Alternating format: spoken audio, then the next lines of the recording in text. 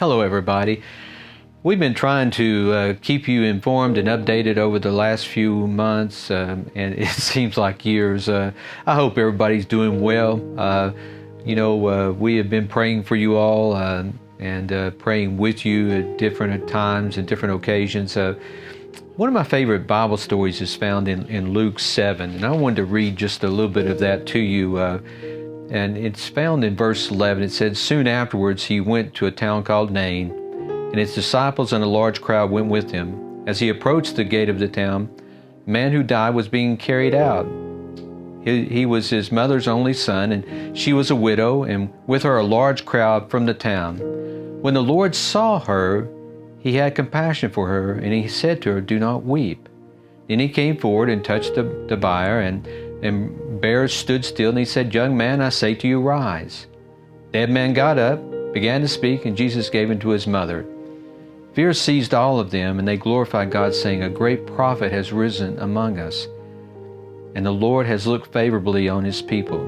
The word about him spread throughout all Judea and the surrounding country." I love that story, and I've always wanted to go to Nain. Been to Holy Land a couple of times. I always wanted to go to that area of Nain. I think there's something important about when Jesus shows up. Now, he didn't heal everybody that had died.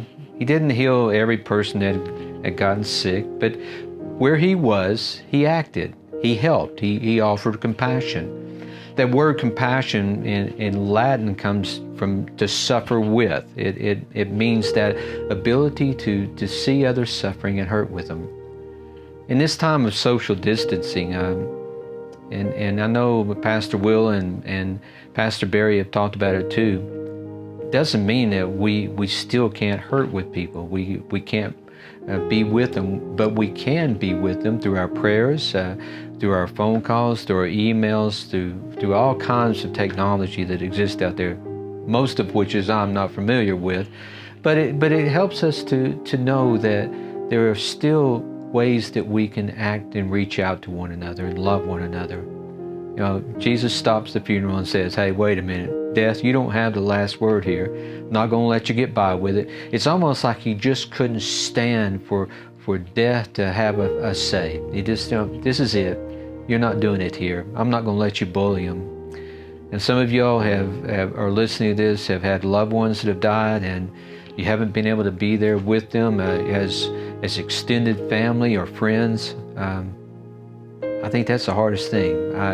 That's the hardest thing as pastors we're dealing with and facing, and yet at the same time, people know that you care for them when you reach out to them. And so I'm going to continue to encourage you to find a way to stop the funerals, to stop those times that death seems imminent, to stop those times that death seems to have the final say, and say, "Wait a minute, we're with you. You're not alone. And we'll see you through this as your friends and family and church community."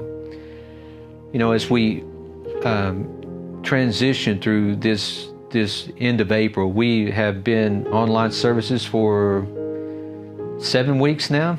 Wow, that is amazing. And I said to someone the other day that we've had pandemics, and we've had hell, and we've had tornadoes, and we even had a glitch in the Nave's service the other day. And I'm so glad that we had Will over in the Vine. You got to hear a good sermon if you were in the sanctuary and switched over, and Will's doing a fantastic job there. I said someone just to give you a little bit of a laugh, if you see locusts coming, you need to run, because that means things are getting even more terrible than they are. We have to laugh through some of this. We have to understand that there are some difficult times. I just wanted to share with you a little bit of where we are in the next few weeks, okay? We will suspend all activities at the church through at least May 18th. That means that we will worship online this coming Sunday, May the 3rd, May the 10th, and May the 17th. Now, We'll still continue to evaluate the situation. We have Bishop Taylor that is going to have some input in the near future. We also have guidance from the mayor, from the city and county mayor, and also from the governor of the state of Tennessee, Governor Lee. So we're trying to evaluate and deal with all these different people that are processing information and doing the best they can. But so that you can have a plan, we have suspended all activities through at least May 18th, and we will worship online or digitally May the 3rd, May the 10th, and May the 17th. So just be aware of that, be patient. We do not want to bring you back into an environment that is unsafe, and we certainly don't think that you would want to come and be a part of that. We're doing our best to make sure you have that environment that is safe for you. By the way, when you're out in public and you're around a bunch of people or around just a few people, wear your mask.